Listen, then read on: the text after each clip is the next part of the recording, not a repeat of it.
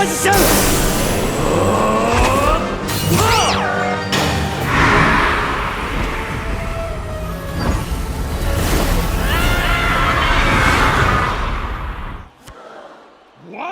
Ava plays rare candy! Torikasta okore! Overdress!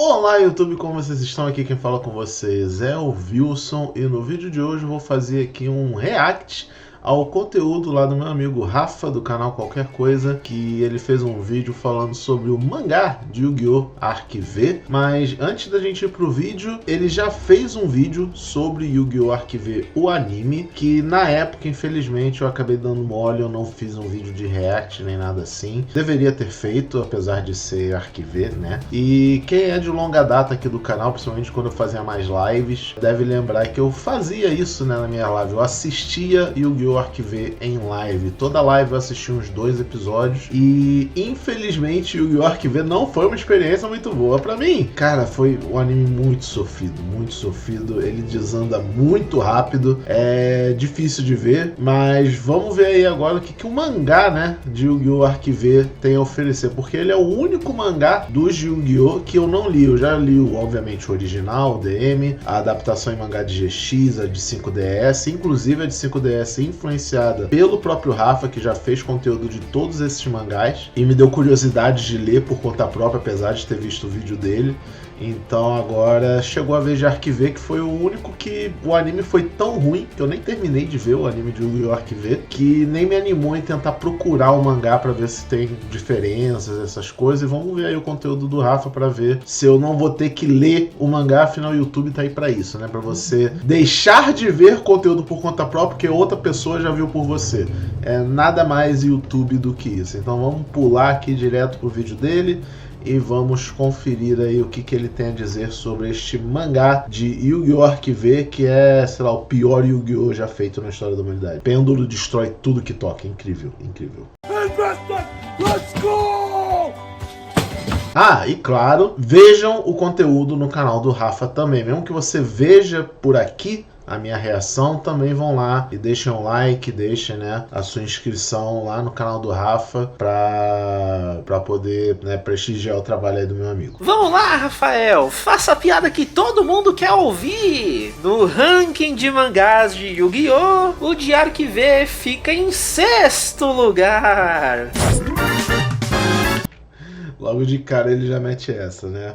Então, existe um discurso, né, uma lenda urbana ao redor do mangá de Arc V, de que algumas escolhas para o desenvolvimento dos personagens pode ter gerado relações não muito convencionais, digamos assim, né? Então vamos ver se é verdade. Chegamos ao fim de uma tradição aqui no canal. Arc V é o último dos animes de Yu-Gi-Oh! A receber também uma adaptação em mangá. O anime seguinte, Vrains, passou por tantos problemas durante a produção que eles nem quiseram tentar. Mas o único problema que o Yu-Gi-Oh! Vrains teve foi falta de amor. O crime dele foi amar demais. Só isso. Yu-Gi-Oh! Vrains é perfeito e nada nem ninguém vai mudar isso. Desde GX a gente tem acompanhado essa ideia de colocar os mesmos personagens num contexto completamente novo e ver no que dá. Todas essas histórias alternativas sempre foram no mínimo curiosas, mas eu sinto que só agora, na última tentativa, dá pra dizer que ficou realmente bom. A equipe por trás... Ok.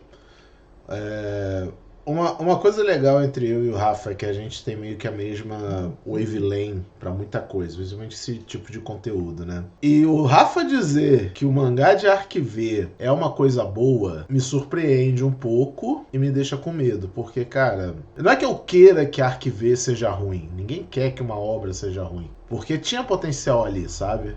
Mas como os mangás de Yu-Gi-Oh! Tem essa coisa, como ele falou, né, de serem bem diferentes da mídia original, tirando o mangá original, né, de DM, que foi o caminho contrário, né, o anime foi baseado no mangá, não o contrário, pode ter sido a oportunidade dos caras ficar, pô, no anime ficou zoado isso aqui, né, vamos tentar melhorar isso nessa versão. Atrás desse mangá é a mesmíssima que eu já elogiei bastante quando falei do Dizexal. E dessa vez eles tiveram a ajudinha de Masahiro Hikokubo para planejar os duelos. Como no mangá anterior o Yoshida reclamou bastante da dificuldade para escrever essa parte da história, trouxeram simplesmente o cara que foi assistente do Takahashi na época de Duel Monsters. E de GX em diante, ele ficou na Konami como coordenador geral de duelos. E dá mesmo para perceber como em cada confronto ele tenta fazer uma coisinha diferente. Dá mesmo pra perceber como em cada confronto ele tenta fazer uma coisinha O cara tá soltando um Kamehameha durante o duelo, é isso mesmo? diferente. Vai ter Action Duel voando em cima do monstro, ou submerso nadando com eles, flutuando no espaço ou pendurado em galho, correndo e, pasmem, parado de pé com o braço numa posição extremamente desconfortável. Qual foi a última? O jeito correto de se duelar, né? Parado, em pé, com o braço numa posição extremamente desconfortável. Mais desconfortável do que isso, só jogando de pêndulo. Pensa que a gente viu isso em Yu-Gi-Oh, né? E assim, cada uma dessas maluquices faz sentido de ter rolado ali em cada momento da história, mas onde o Hikokubo brilha mesmo é nos dois últimos duelos desse mangá. Ali sim valeu a pena cada centavo pra contratar mais um cara com esse tipo de experiência. E vocês não vão me perdoar se eu não falar sobre o Martelefante na sala, né? O mangá de Arquive é infame por supostamente fazer insinuações incestuosas. Já dando spoiler, tem uns papos de viagem no tempo, e com isso eles fazem a Yuzu ser a mãe do Yuya. Eu quero deixar bem claro que não é bem assim, tem muita desinformação quando comentam sobre isso, mas o mangá também não me ajuda a defender ele botando, sei lá, o Yuya pra pegar nos peitos dela. Mundinho mangá, né? O mundinho mangá é uma coisa incrível, porque muita coisa não pode rolar no anime por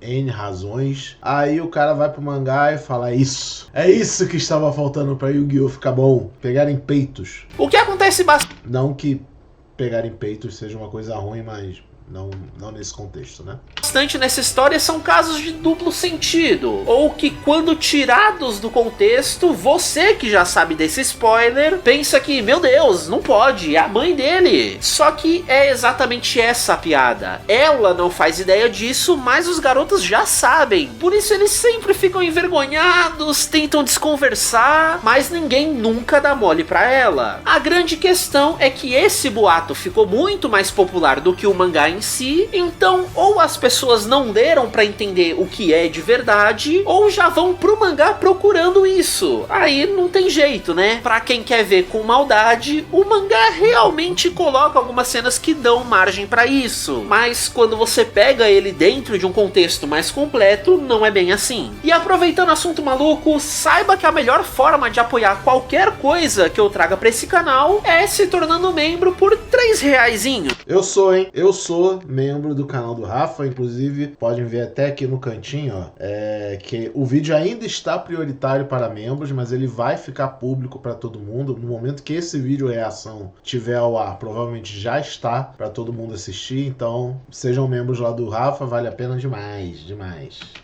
Agora, os membros ganham conteúdos extras relacionados ao vídeo que sai para todo mundo. Junto desse aqui, por exemplo, eu que fui professor por muitos anos, resolvi analisar os currículos escolares das academias de duelo de Yu-Gi-Oh! É qualquer coisa mesmo. Inclusive eu fico puto com isso, porque eu vi esse vídeo que tá lá disponível só pra membros, e eu fiquei, cara, que eu tenho tanta coisa pra falar disso, ia ficar tão legal um vídeo reação desse, mas infelizmente eu não posso, porque de fato esse é só para membros. Eu até falei com o Rafa disso, e ele falou, pô, viu, isso aí você me quebra as pernas. Infelizmente fica aí um vídeo que poderia existir, ia ser maneiro pra caralho, mas fica pra depois. Talvez eu chame o Rafa pra gente conversar sobre isso, sei lá, aí vira um conteúdo realmente do meu canal, mas vamos ver aí. Então, se você quer mais conteúdo, por só R$3 você já tem o dobro de mim todo mês. começo do mangá é bem parecido com o do anime. A agência secreta tecnológica do Reiji detecta o sinal de uma invocação especial feita por um tal de Phantom, um duelista misterioso que ele tá investigando. E esse encapuzado é o mesmo do anime, o Yuto, mas com um pequeno twist, porque no momento da tal invocação, ele se parecia muito mais com o Yuya. E o Reiji passa esse primeiro arco inteiro sendo todo críptico, só deixando no ar que ele e o Yuya são one of a kind, e por isso ele precisa prender o garoto. Então ele monta uma força-tarefa pra caçar ele, nos apresentando aos novos Sawatari, Shun e Sora, que aí não tem absolutamente nada a ver com o que a gente viu no anime. O primeiro duelo já acontece por aí mesmo, quando os Sawatari conseguem buscar o Yuto, e de novo alguma coisa estranha acontece. No meio do duelo, o Yuto se transforma no Yuya, apresentando um novo tipo de invocação nunca visto antes nesse mundo, os pêndulos. Então vamos lá, nessas primeiras aparições do personagem, a gente vê nos balões espetadinhos falas que pareciam ser de outra pessoa. É alguém dando bronca no Yuya por ter se exposto demais. Só que eventualmente a gente entende que essas vozes estão na cabeça dele, porque nesse mangá os outros 3 Yus são aparentemente personalidades alternativas dentro do principal, e eles podem trocar de lugar com ele às vezes. Essa é uma mudança bem drástica em relação à história original, mas que pra mim acaba funcionando absurdamente melhor pra criar uma relação entre esses garotos que a série não chega nem perto de ter. O grande objetivo dos Yus... Aliás, diga-se de passagem, o traço desse mangá é lindíssimo, né? Ele remete, obviamente, ao anime e tal, mas, nossa, os personagens estão bonitaço, né, nesse traço, incrível. É encontrar um tal de Genesis Omega Dragon, que o Yuya acredita ter algo a ver com as memórias perdidas dele, mas os outros 3 parecem saber alguma coisa a mais e escondem isso dele. Ao mesmo tempo, o Reiji também parece saber sobre essa tal carta e por algum motivo não quer deixar ela cair nas mãos do Yuya. Daí toda essa perseguição pra caçar o Phantom. A grande piadinha nesse começo é que a Yuzu fica encantada com o quão bem o Phantom duela, então fica perseguindo ele, tentando contratar o cara pra dar aula na escola dela. E aí, quando ela descobre que ele tem 4 personalidades, vixe, melhor ainda, ela quer botar ele pra trabalhar sem parar, e com isso ela vai desenvolvendo relações ligeiramente diferentes pra cada personalidade que ela interage, às vezes passando por aqueles momentos que vamos deixar de lado, né? Os 3 primeiros volumes do mangá não fogem muito disso. Eles vão mostrando como certos conceitos do anime são readaptados nessa história. Só que eles ainda não desenvolvem nada muito. Eu sinto que a equipe não tinha certeza do que eles queriam fazer, até porque certas coisas dessas mudam bastante até o final. O Sora, por exemplo, continua tão sarcástico quanto é no anime, se opondo mais à empresa do Reiji, que parece ter surgido do nada e já é tão rica, do que ao duelista que vez ou outra hackeou o sistema dele, só tá pesquisando cartinha. Parece que eles queriam seguir a mesma ideia dele virar casaca, só que aí do nada vão inventar uma coisa bem diferente pra ele mais pra frente. O Shun infelizmente não tem desenvolvimento nenhum, ele só é apresentado como um ex-duelista de rings ilegais, então pra ele foi ótimo receber um bom valor e poder fazer o que quiser pra caçar outro duelista, tanto que ele sequestra o pai da Yuzu como isca, sabendo que o Yuya não deixaria o sogro, quer dizer o avô, se machucar por causa dele. Então eu sinto que todo...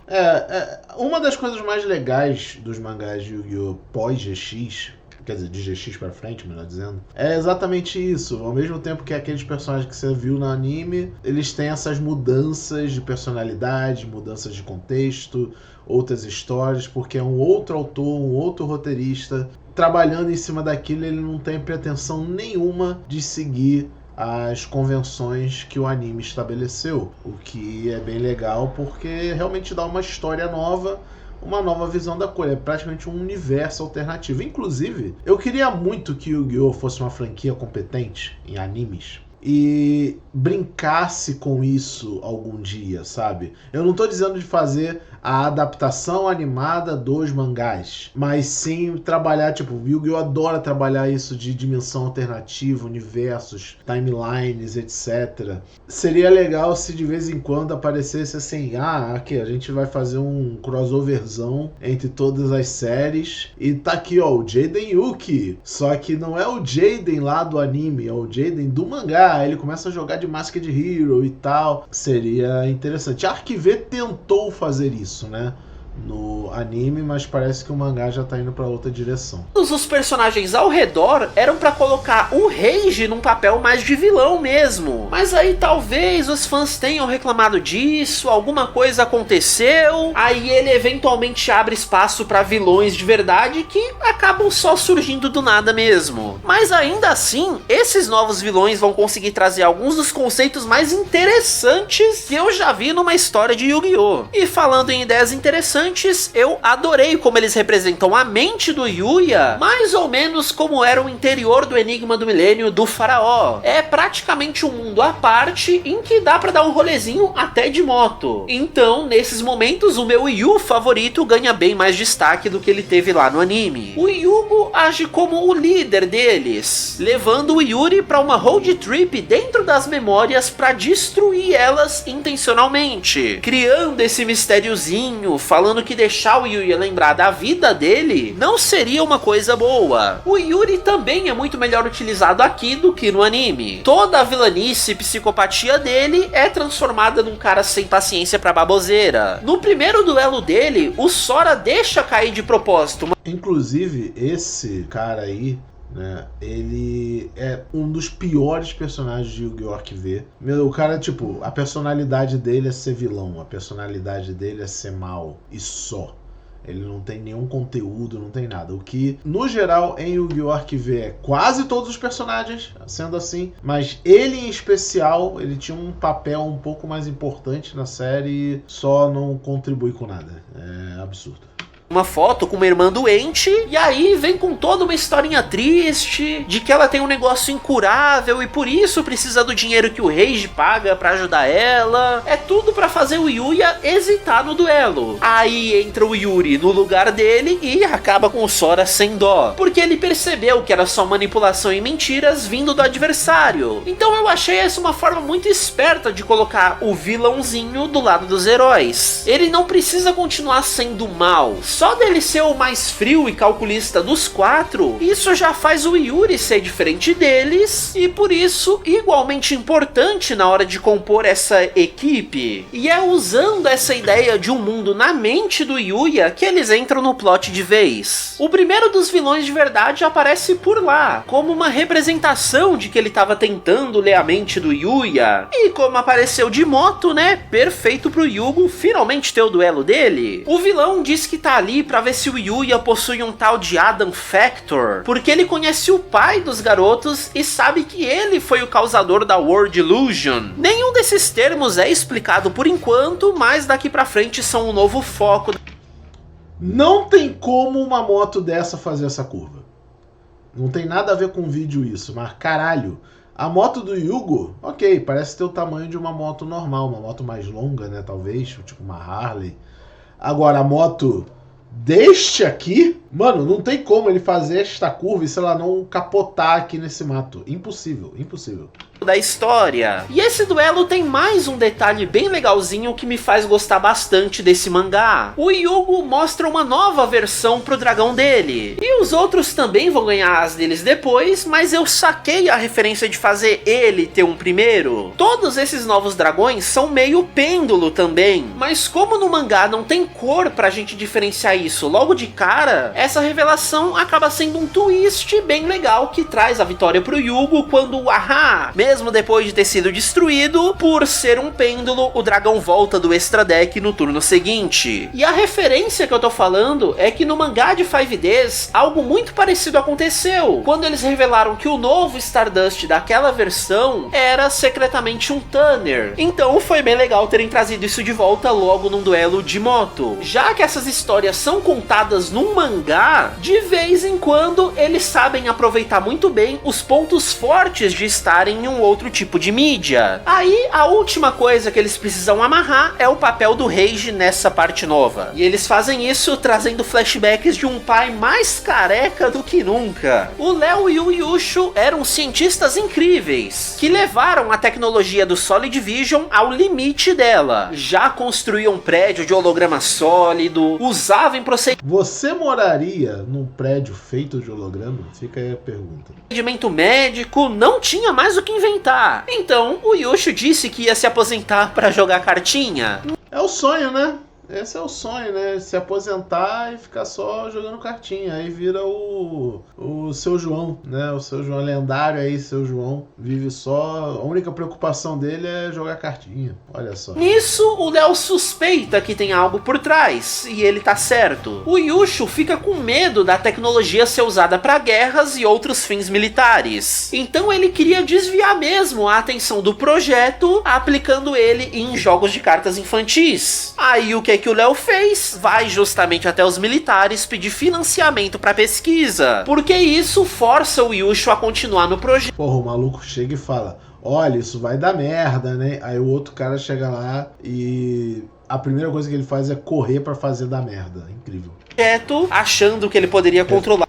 Reflete a vida, eu acho. No que isso ia ser usado ou não. Eventualmente, os dois descobrem uma fonte de energia infinita vindo da dimensão entre o mundo real e esses hologramas materializados. Energia essa que curiosamente se manifesta como uma carta, o Gênesis Omega Dragon. Então, para esconder todo esse poder, o Yushu resolve fazer o maior truque de mágica que o mundo já viu, a World Illusion. Essencialmente, ele vai dobrar a própria realidade nela mesma, escondendo esse ponto no tempo e enviando o filho 20 anos pro passado para que ele tivesse tempo suficiente para impedir tudo isso de acontecer. Só que não foi bem essa a história que o Reiji ouviu do pai dele. Ele acha que o Yushu traiu o colega, roubando a carta e enviando o filho pro passado para que eles dominassem o poder de Deus. Porque se você não sacou, a sigla para Gênesis Omega Dragon é God. Então, o Léo também enviou o filho pro passado para impedir que o Yuya impeça ele no futuro. Então, é hora do duelo. Com os 4 Yus se alternando entre as jogadas, aí sim, cada um apresentando as novas versões dos dragões. Mas como agora tá revelado que o Reiji também veio do futuro, a gente descobre que, ele também tem monstros pêndulos. Aí entra a parte final dessa história. Quando 2 monstros futuristas se batem, eles bugam a própria realidade, fazendo a verdadeira vilã da série se manifestar para eles. A Eve diz que esse confronto confirma para ela que os dois são portadores do Adam Factor que ela busca. Isso é a parte final para despertar o verdadeiro poder de God. Então Eve, Adam, God, se prepara para os vários simbolismos e questões religiosas que vai aparecer daqui para frente. Definitivamente é uma direção que eu não esperava que esse mangá fosse tomar. Até agora eu gosto da decisão de fazer o Yuya ser uma única pessoa que alterna entre os Yus todos. Isso no anime teria funcionado tão melhor. Caralho, ia ser muito bom se fosse um anime assim. Mas eu infelizmente tenho que fazer uma crítica aqui, que é: cadê o Gogenzaka? Cadê o meu querido Gogenzaka? Ele simplesmente foi esquecido no rolê, aparentemente, né? Puta que pariu.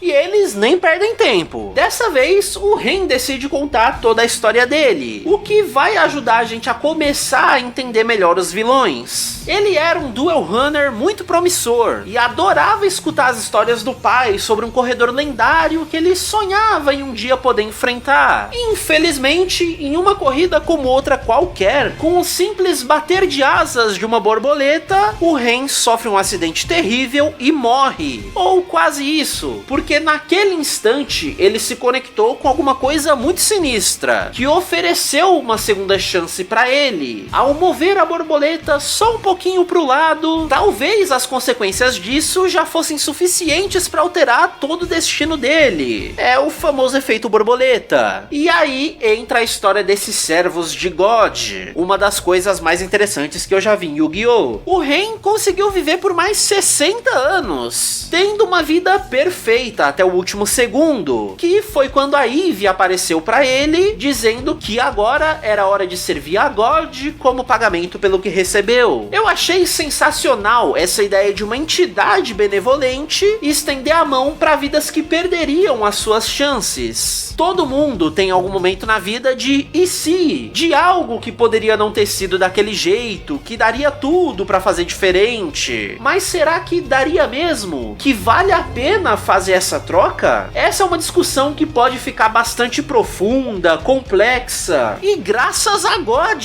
o mangá consegue usar isso muito bem em todas as chances que ele teve. Quando o Ren perde o duelo, ele tira essa máscara. E onde eu já vi um cabelinho parecido, o Ren é o filho do Yugo num futuro ainda mais distante. Ou seja, as histórias que o pai contava eram as dele mesmo, agora já aposentado. E o maior desejo do filho era, de alguma forma, poder enfrentar o pai no auge. O que, tecnicamente, God concedeu a ele, né? E como eu disse, eu curto demais essa ideia de um grande vilão não ser um vilão de maldade. Ele é só uma deidade que tá escrevendo por linhas cada vez mais tortas. Porque esse é, de longe, o caso mais de boa que a gente vai ver. Olha só um ótimo exemplo de tomar cuidado com aquilo que a gente deseja. Num segundo duelo contra o Sora, de repente decidiram que ele era um infiltrado do time dos vilões. E que toda aquela história da irmã doente é real sim, agora a gente vai usar. Só dele tá usando uma roupinha total vibe de Evangelion, vocês já devem imaginar que não vai dar bom.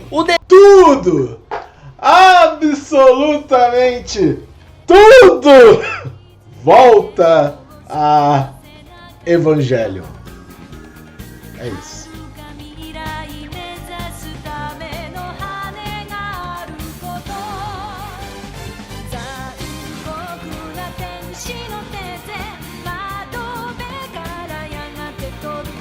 O desejo que God concedeu a ele foi poder viver mais com essa irmã. Porém, como ele é muito jovem e conheceu pouquíssimo quem ela era de verdade, para além dela nessa cama de hospital, tudo que ele pôde fazer é ficar revendo a irmã nesse momento. Mas a cada looping que ela morria de novo, ele foi ficando mais e mais maluco, transformando essa vida eterna que ele ganhou em uma vida de eterno sofrimento. Nisso, o Yuya traz um questionamento. É a pata do macaco, né? Vocês devem conhecer, né, a história. Existe uma pata do macaco mágica que toda vez que você dobra o dedo dele, você ganha um desejo. Só que esse desejo sempre tem um twist. É tipo, eu quero ganhar R$1 milhão. Você de fato ganha R$1 milhão. Só que você não disse como você quer ganhar esse R$1 milhão. Então, na verdade, esse R$1 milhão vai acontecer porque você roubou um banco. Então agora você vai ser preso e etc, sabe? É tipo isso. Muito feito no ateísmo mais filosófico. A ideia de que o paraíso, numa visão religiosa, tá muito próximo de uma condenação. É um pensamento tristíssimo e cruel de se ter, mas pensa aí. Uma eternidade só pode ser perfeita se ela for uma bolha falsa, em que cópias dos seus entes queridos seriam criados para aceitar passar a eternidade do seu lado do jeito que você espera. Porque se não for dessa forma, existe uma chance bem alta de que o paraíso de alguns seja também um inferno de outros. Olha como essa discussão fica complexa. Aí entra o Yuri sendo muito bem utilizado mais uma vez, já que a frieza e personalidade tóxica dele, na verdade, levam a gente a uma conclusão muito bonita. Ele diz que o que dá valor pra vida é o tempo vivido no presente, e não uma extensão eterna disso. Não é que o objetivo de viver seja um dia queria morrer, mas saber que tem um fim é de certa forma um alívio também, além de fazer o agora ter ainda mais valor. Dava pra passar horas aqui falando sobre imortalidade, vida após a morte, sobre eternidade ser uma escala de tempo tão incompreensível pra gente que certas consequências a gente nem para pra pensar. Por fim, temos o centro dessa história, a Eve, que também tá presa num ciclo de eterno sofrimento por não ter aceitado a realidade. Em algum ponto impossível de saber se foi passado ou futuro, a Eve e o Adam eram colegas pesquisadores numa universidade cujo uniforme lembra bastante o de GX. Bela referência. E assim como os pais dos protagonistas, eles também tiveram contato com aquela grande energia entre dimensões. E parece que foram eles que aprisionaram ela na forma de cartinha, porque Yu-Gi-Oh, né? Resumindo bastante, God é poderoso demais para ser contido em papelão colorido. Então o Adam... Quem poderia imaginar, né? Quem poderia imaginar um negócio desse? Acaba cedendo o próprio corpo para controlar a parte do Genesis Omega Dragon, desaparecendo do mundo físico, o que desde então fez a Eve não parar de procurar por ele. E aí, mais uma vez, eu acho maneiríssimo que nenhum vilão aqui seja realmente do mal. A Eve é sempre muito gentil e grata aos colegas, mesmo depois deles perderem os duelos, porque de certa forma ela entende que tá todo mundo passando pela mesma coisa. Quando eles encararam que a felicidade só existia em um tempo que já não existe mais, a única esperança... Caralho, falando em discos de duelo e posição desconfortáveis, olha este troço. Que porra é essa, irmão? Caralho, top discos de duelo mais feios que eu já vi na vida. E não faz sentido, porque claramente essa parte aqui, onde tá a mão dele, é a zona de Spell e Trap, certo? Que aqui tá as escalas pêndulo. Ou... Não, é definitivamente escala, porque o deck tá aqui. Então o extra deck deve estar perdido em algum lugar. Aqui as escalas pêndulo, como era antigamente, né? Que era do lado da mesa. E aqui a zona de Spell e Trap. E a zona de monstro, tá onde? Lógico que foi do cu. Podia ser mais da onde? Ele só joga o monstro na mesa, provavelmente. A esperança que eles têm foi entregar tudo nas mãos de God. E em momento algum o mangá diz que ter fé por si só é um problema, ou que essa entidade é que tá sendo cruel e sádica com eles. Não é uma crítica sobre religião em si, e sim a como essa prática acontece para certas pessoas. O próprio Adam se manifesta em um certo momento e fala que também se sente culpado, porque ele condenou toda essa galera a uma busca sem fim. Já que ele tem parte do poder de God, ele poderia muito bem aparecer pra Eve a qualquer momento e acabar com tudo isso. Mas o fato dela querer tanto encontrar ele fez ela ser cada vez mais devota a God. Então se eles ficarem frente a frente, ela tomaria de volta o Adam Factor dele e sabe-se lá o que pode acontecer. Ou seja, quanto mais a Eve busca por ele, mais ele se afasta dela. Eu tô falando, esse mangá é muito filosófico, a ponto de eu sentir que me falta estudo pra citar alguma coisa aqui, um filósofo, um teólogo, porque claramente tem coisas por trás. Mas aí, no final das contas, como God se manifestou em forma de cartinha, é por isso que o Adam confiou o poder dele a 2 duelistas, porque assim eles poderiam encerrar todos esses sofrimentos. É Yu-Gi-Oh! Inventando motivo pra ser Yu-Gi-Oh!, né? Tá bom o suficiente, bora pro duelo. Já no primeiro turno... Cara, é interessante, né, aonde os caras chegaram com as ideias deles, porque Yu-Gi-Oh! Arquiver realmente vai pra uma direção completamente diferente, ele até brinca com isso, de divindades, dimensões paralelas, viagem do tempo e tal, só que os autores realmente, eles olharam pra isso e falaram, caraca, os caras só não souberam usar, né, vamos fazer de fato uma história assim, e começaram a meter essas referências. Eu acho que tem muito também da influência cultural da coisa. Tipo, eu sempre falo brincando do tudo volta a Evangelion, mas não tem como negar que esse tipo de obra e muitas outras tem lá o seu cunho dentro do DNA das pessoas, sabe? É cultural, é um fenômeno cultural. Até involuntariamente você acaba pensando nesse tipo de coisa. E eles falam, não, vamos meter aqui um papo cabeça, religioso, moral, filosófico, e isso gera boas histórias, porque gera coisas para você pensar, para você refletir e tal. Eu acho que essa é a maior diferença entre essas duas obras. Não é só história diferente, uso diferente de personagens, é que Yu-Gi-Oh! Arquive não te dá muito no que pensar, sabe?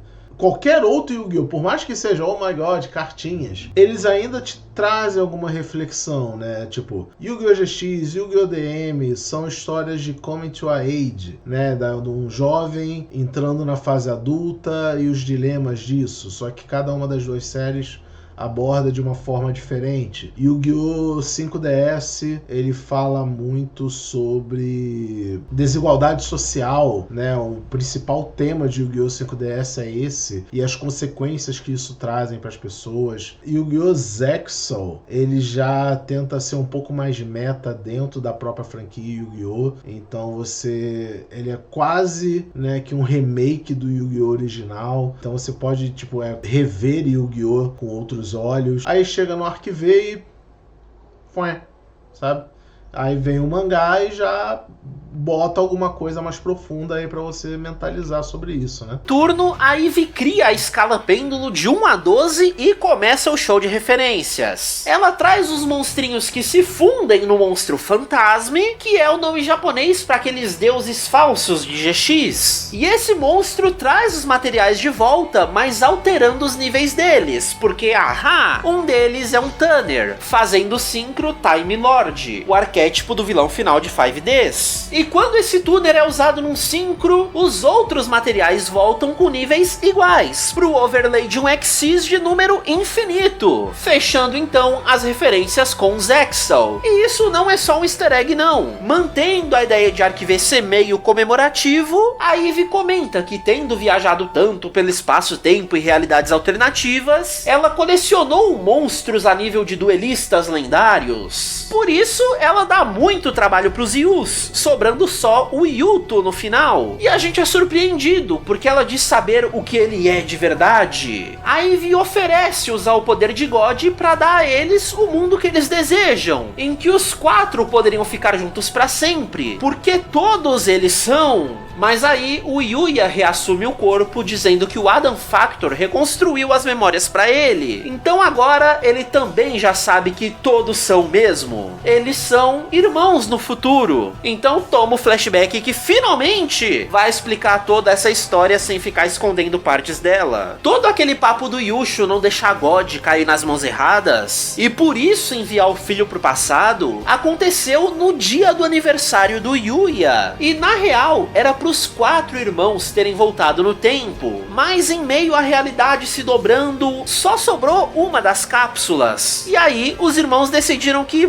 mó vacilo morrer no próprio aniversário, né? Por isso eles botaram o Yuya na cápsula, e numa cena extremamente bittersweet, os outros 3 ficam lá comendo as comidinhas que o Yuto tinha feito, vendo o buquê de rosas que era um presente do Yuri ser soprado pela onda de choque temporal. Putz, eu consigo demais imaginar uma trilha sonora trágica subindo, e aí vem o silêncio, com a luz da explosão cobrindo a tela toda, e aí a gente só ouviria Feliz Aniversário, Yuya. O verdadeiro crime desse mangá é ele ser tão melhor que o anime. Nenhum deles entende exatamente o porquê, mas ficaram felizes ao acordar e ver que viajaram junto do Yuya, mesmo que seja só em espírito ou algo do tipo. Todo aquele segredo de não deixar o Yuya lembrar da própria vida foi pra não deixar ele triste com algo que não vai mais existir. É mais uma vez o papo de segundas chances, escrever certo por linhas tortas. Aliás, outra coisa também, desculpa te interromper, Rafa. Outra tradição sempre das histórias de Yu-Gi-Oh! É que o protagonista sempre está possuído por alguma coisa, ou tem um companion muito próximo disso, né? Em DM, o Yugi tinha o Atem. O Jaden tem a Yubel. Em 5DS, o Yusei tem o Dragão Carmesim. Em Arc V anime, tinha o Yuto, certo? O Yuto morre e fica dentro do corpo do Yuya para representar isso, o que ficou péssimo, péssimo. Não usaram isso bem em momento algum, era só conveniência e tal, foi muito forçado, muito... Ah, claro, em Zexal tem o Astral, né, de novo, e em Vrains tem o Ai, né, ele não é um espírito possuindo o Playmaker, mas ele tá bem próximo dessa ideia, né, ele é um carinha que anda junto com o protagonista, que fica lá trocando ideia com ele, tem até o final em que eles têm que duelar um contra o outro e tal, sempre tem isso. Sortudo foi o Yuya, que não precisa lembrar do que a gente perdeu. Complexo definir o que é bom ou ruim nesses contextos, né? Então é aí que começa o duelo de verdade. Os 4 garotos vão se alternando, cada um trazendo seu dragão especial, fazendo jogadas em cima do que o anterior construiu. Sempre com a torcida da Yuzu, que se sentiu especialmente tocada pela história dos garotos. Oh meu Deus, por que será? E esse duelo final é muito legalzinho mesmo, e vai melhorar. Obrigado, mangá, por ser o Arc V que eu queria. Numa poesia final, God vai se manifestar. Quando não sobrou mais nada pra Eve, não tem monstro, não tem mais vida, tudo o que resta pra ela é confiar em God. Porque essa é a condição pra invocação do Genesis Omega Dragon como carta. E aí ele vem falar: que culpa eu tenho se milhares de planetas sucumbiram quando seus habitantes realizaram seus sonhos? Que culpa eu tenho se quando um ser está 100% satisfeito, ele para de querer progredir? É um papinho meio liberaloide, de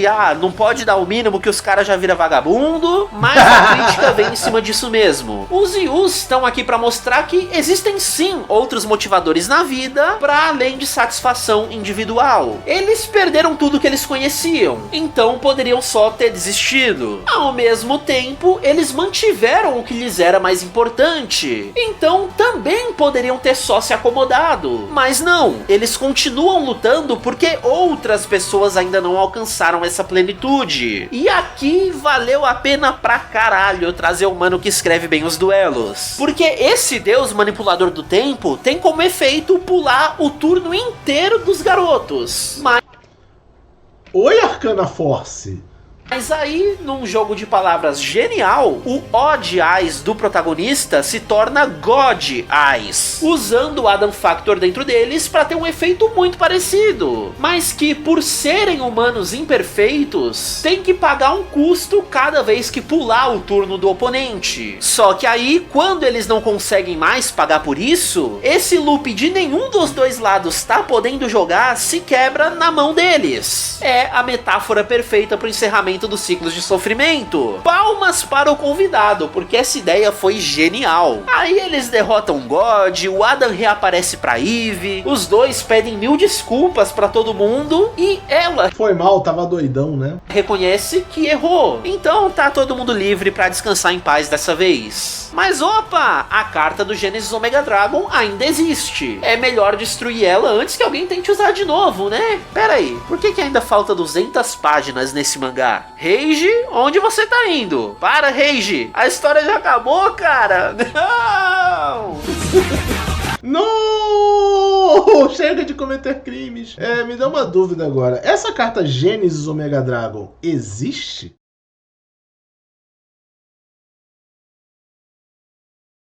Ok, a carta não existe, não foi lançada no TCG, uma adaptação dessa carta. Algumas cartas eu já reparei que sim, elas existem no TCG normalmente, mas essa carta em particular ainda não.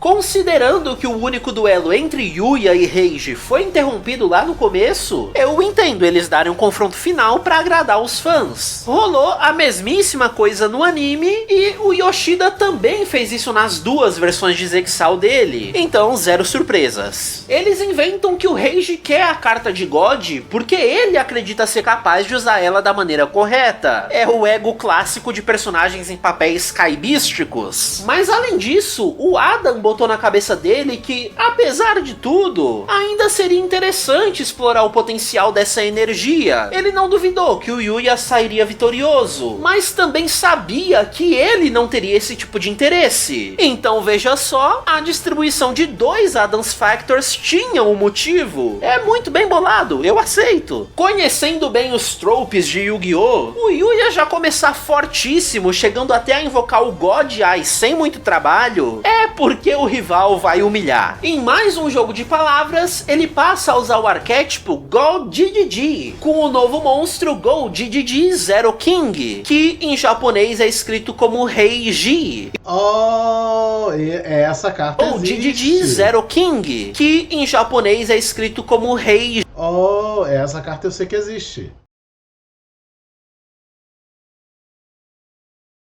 Olha ele aqui, ó. É esse aqui.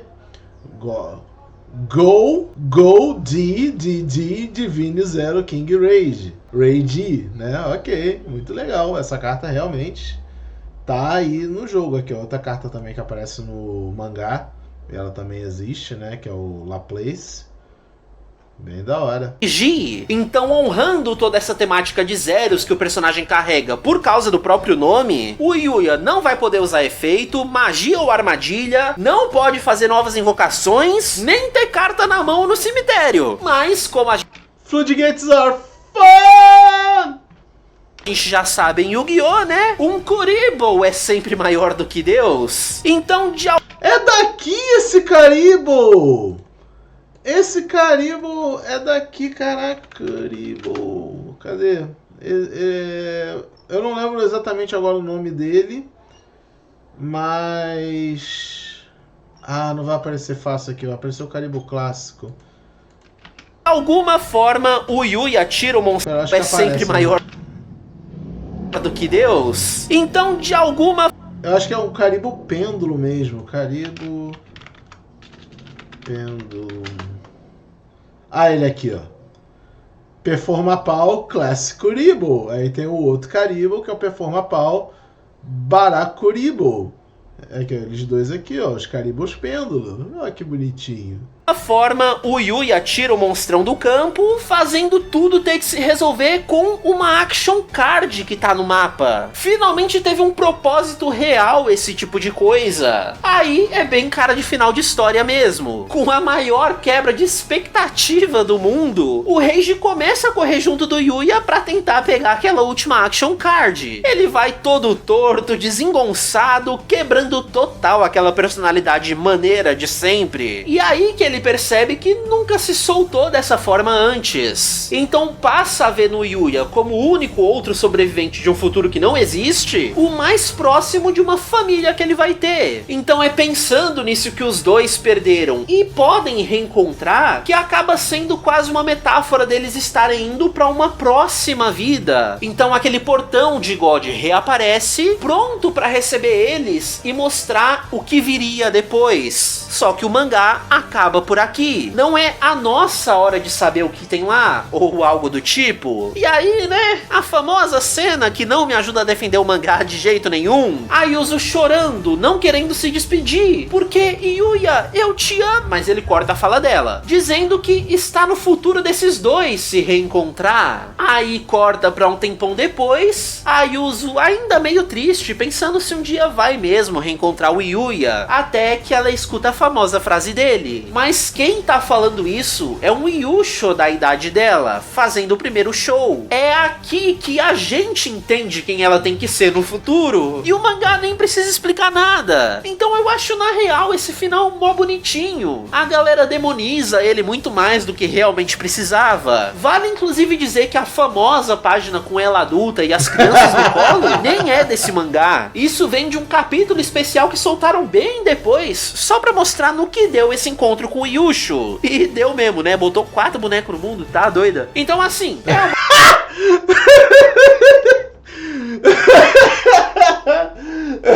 Eles estavam jogando cartinha, né? Fizeram o pêndulo sumo. Frases que você pode dizer em Yu-Gi-Oh! E pode dizer no sexo. Bota aí nos comentários frases que vocês podem dizer no Yu-Gi-Oh! E no sexo. Uma proposta de final meio esquisito pro mangá? Sem sombra de dúvidas. Mas criminoso, horrível, deplorável? Nem um pouco. Não, ele está certo, realmente não teve nada disso. Porém, nada é feito no vácuo. Por mais que não tenha de fato tido relação incestuosa dentro da história, não muda o fato de que durante o decorrer do mangá, a Yuzu, ela se apaixonou pelo Yuya, ou pelos Yuyas. Não tem problema. Provavelmente ela se apaixonou pelo O Yuya e tinha, né, as outras personalidades dele, que eram pessoas diferentes, que ela gostava como amigo, sei lá, alguma merda dessa. Mas vamos botar que ela se apaixonou de fato pelo Yuya. E no futuro ela vai ser a mãe dele, ok. Mas tipo, ela se apaixonou. O Yuya pode nunca ter correspondido dessa forma. Mas não muda o fato que a personagem teve sentimentos, mesmo não correspondidos. Então, o autor, sabendo aonde isso ia dar, ele pensou que ele ficou... Eles não sabem o que tá pra chegar, irmão. Sabe? Aí aparece um outro personagem, que aí ela vai desenvolver uma outra relação, que ficou de background ali por cima, sabe? A intenção tava lá, o ponto é esse, a intenção da confusão estava lá de qualquer forma, não foi isso que aconteceu, mas a intenção tava lá. Acho que ficou bem claro que esse foi meu mangá de Yu-Gi-Oh! Favorito, né? De todas as histórias paralelas que eles já trouxeram, esse é, de longe, o único que eu consigo achar genuinamente bom. E não só válido pela curiosidade de ver uma situação alternativa, mas também não ajuda o fato que o anime de Arc-V foi tão terrível que quase qualquer outra coisa conseguiria ser melhor, né? O único vacilo foi não ter nem sinal das outras 3 versões da Yuzu, né? Cortar toda a turma gigantesca do anime, pra mim, é positivo, sem sombra de dúvidas. Você cale sua boca, Rafa. Tirar o Gongenzaka da história é criminoso. Criminoso. Mas você tá certo. Mas cortar elas, aí eu já acho demais. Essas meninas... Realmente? É demais? Porque, tipo... Até agora, pelo que você contou da história, ficou até melhor sem esse monte de personagem. Sabe, tem uma história um pouco mais... Tipo, tem muito personagem ainda, mas são personagens trabalhados de forma relevante. Talvez, em vez de ser aquele Adam, aquela Eve, a personagem fisicamente aparecendo, podia ser as outras Yuzos e tal, mas... deixa rolar. Meninas são tão duplamente esquecidas que o Duel Links tem mais conteúdo sobre elas do que as duas mídias canônicas. Então, só nos resta falar sobre Vrains e Go Rush para acabar os conteúdos de Yu-Gi-Oh! Mais mainstream no canal. Eu ainda não sei o que eu vou fazer como vídeo principal de Yu-Gi-Oh! Por aqui, mas ideia maluca eu tenho um monte. E a primeira delas, você já pode ver, se tornou... Ah, that's me! Olha eu aqui, olha eu aqui, ó. Olha eu aqui, ó. Falei, eu sou inscrito, olha só, olha eu aqui. Olha, eu me vi, olha só. Manda um membro aqui do canal. Olha esse monte de gente que me ajuda a continuar produzindo conteúdo. Então bora lá analisar o currículo escolar das academias de duelo? Pois é, não é só mangá de Yu-Gi-Oh! Que viaja no conteúdo. É isso aí. Isso aí. Excelente vídeo. Parabéns, Rafa. Ficou ótimo, ficou muito divertido. Eu não esperava que o conteúdo do mangá de Arc-V fosse ser tão intenso assim e acabasse virando até um dos seus favoritos. Eu acho que se eu tivesse dado essa chance de ler, provavelmente ele também viraria um dos meus favoritos. Talvez agora, né, o influenciador digital fez o seu trabalho, eu fui digitalmente influenciado, talvez eu pegue um mangá pra ler de Yu-Gi-Oh! Arc-V. E Rafa, você tava falando de ideias de coisas de Yu-Gi-Oh! Pra fazer no futuro. Talvez seja legal você fazer um react, não react, né? Você não faz react, mas fazer uma análise dos outros trabalhos do Takahashi, né? O Trump, aquele mangá do Homem-Aranha que o Takahashi fez. Eu até tinha pensado, eu comentei em live esses dias, de que talvez fosse um conteúdo legal eu achar o mangá do Homem-Aranha, do Takahashi, ler e gravar alguma coisa sobre e tal. Pode ser interessante, porque pra quem não lembra, nas minhas lives eu tenho jogado Marvel's Midnight Sun, né, que é um jogo da Marvel, meio card game, meio RPG. Tá sendo bem legal, tá sendo bem divertido. Então, é isso. Enfim, Rafa, videozaço como sempre, parabéns. Obrigado pelo conteúdo. E é isso, se vocês gostaram desse vídeo de reação, primeiramente, vejam o conteúdo diretamente no canal do Rafa, apoiem ele. Depois, deixa aqui um like, deixa aqui o seu comentário. E se você tiver interesses em cartinhas no geral, que eu acho que se você está vendo esse canal é o que você quer, sempre bom lembrar, tem aqui o cupom WilsonTCG5 lá no MyPcards. Usando esse cupom você vai ganhar R$5 de desconto em compras acima de R$100, frete não conta. E também tem os meus apoiadores, né? Se vocês quiserem apoiar aqui o canal, vocês podem doar 2, 5 ou R$10 e vocês vão ter várias vantagens, links na descrição do vídeo. E é isso aí, galera. Muito obrigado por assistirem e até o próximo vídeo. Tchau! Let's go! That's the matter!